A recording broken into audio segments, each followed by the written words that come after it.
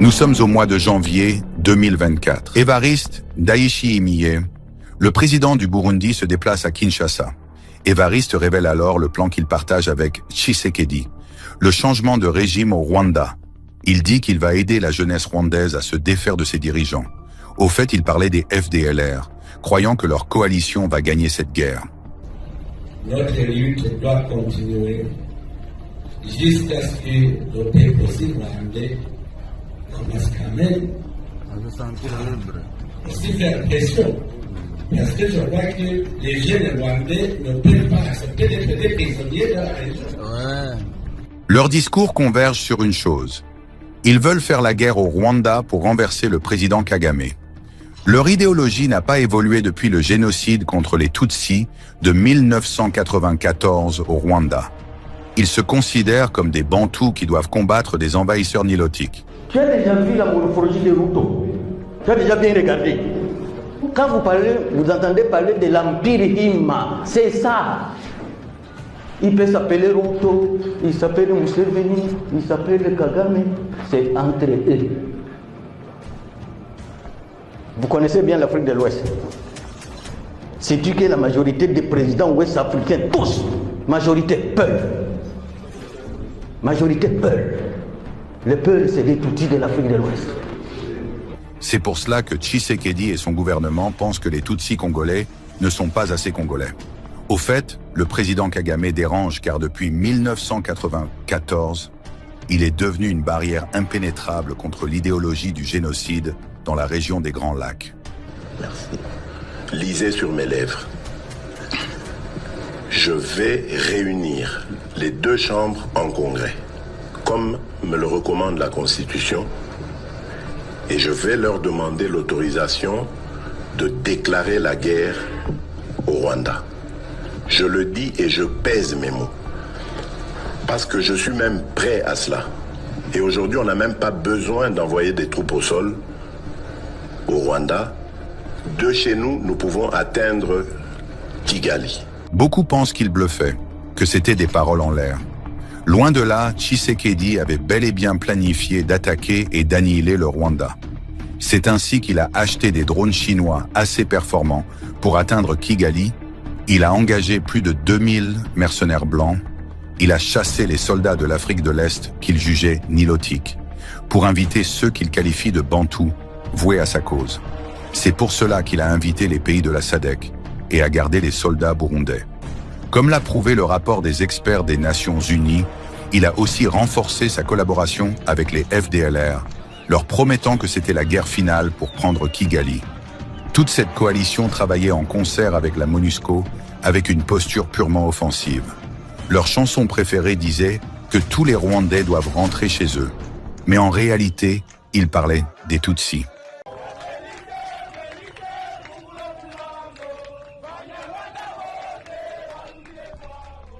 Cette coalition surarmée n'était qu'à quelques mètres de la frontière avec le Rwanda, avec des tentatives de débordement aussitôt stoppées grâce aux mesures de sécurité mises en place par le Rwanda. Quelles sont alors les armées que la RDC a postées à sa frontière avec le Rwanda? En premier lieu, il y a bien sûr les FARDC. Ensuite, Tshisekedi a regroupé tous les groupes armés et les a rebaptisés comme Patriotes ou Wazalendo. C'est dans cette catégorie que les FDLR tombent, car c'est le meilleur moyen qu'ils ont trouvé de se cacher. En plus, nous avons les Burundais, les Sud-Africains, les Tanzaniens, les Malawites.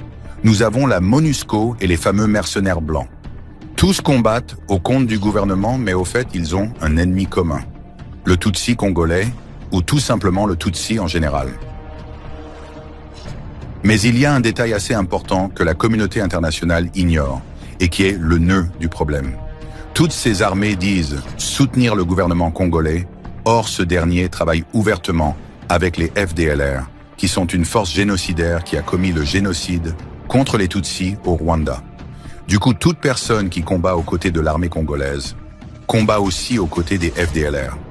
En bref, tout ceci devient un problème immense pour le Rwanda, une menace existentielle. Quel est l'objectif de toutes ces armées? N'est-ce pas déstabiliser le Rwanda? Car si elles cherchaient vraiment la paix au Congo, elles aideraient Tshisekedi à arrêter les massacres horribles en Ituri, Elle l'aiderait à dialoguer avec le M23 afin de trouver des solutions durables aux crises récurrentes du Sud et Nord Kivu. Mais hélas, elle s'entasse à la frontière avec le Rwanda et combat aux côtés des FDLR contre une partie de la population congolaise. Que ferait tout autre pays à la place du Rwanda? But Minister, you're not answering my question. I'm asking a direct question about the SADC mission and our soldiers.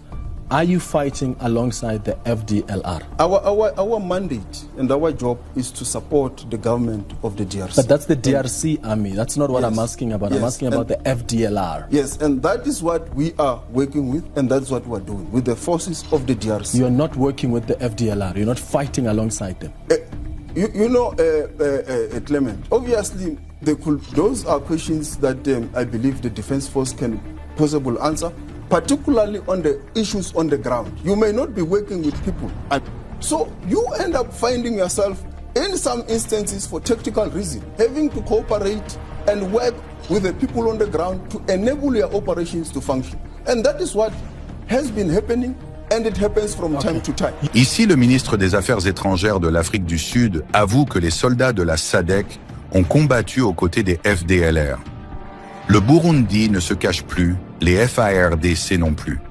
Heureusement pour le Rwanda, le M23 a stoppé l'avancée de ses troupes, qui selon plusieurs informations avaient même planifié d'attaquer le Rwanda avant la prise de Goma par le M23.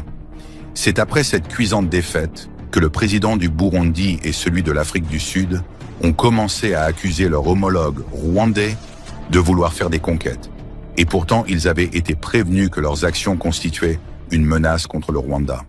So if you attack me, do you then start giving me instructions of how I should react? Je sais qu'il va arriver même au Burundi, parce qu'il est en train d'entretenir des jeunes réfugiés. Il les arme. Maintenant, il est en train de les aguerrir dans la guerre du Congo. Un jour, il veut venir au Burundi. Nous n'allons pas accepter. La guerre sera généralisée. En écoutant Évariste, on aurait tendance à croire que c'est Kagame qui l'a provoqué. Mais la réalité est autre. Le président du Burundi est le seul parmi les présidents de l'Afrique de l'Est qui a conclu un pacte douteux avec Tshisekedi par sympathie au FDLR et à ce que certains qualifient de cause Hutu. C'est lui qui est venu entasser ses armées à la porte du Rwanda, tout en collaborant étroitement avec les FDLR. And we detected through intelligence, we learned that Burundi was actually preparing and sending troops to Goma and the north, the eastern Congo, to fight on the side of Eastern African Regional Force. I called by phone. I asked to talk to President Ndayishimiye, and I did. And I asked him, I said, President, I have heard that you are sending a force, another force other than that one in the East African Community Regional Force, to fight on behalf of the government of Kinshasa.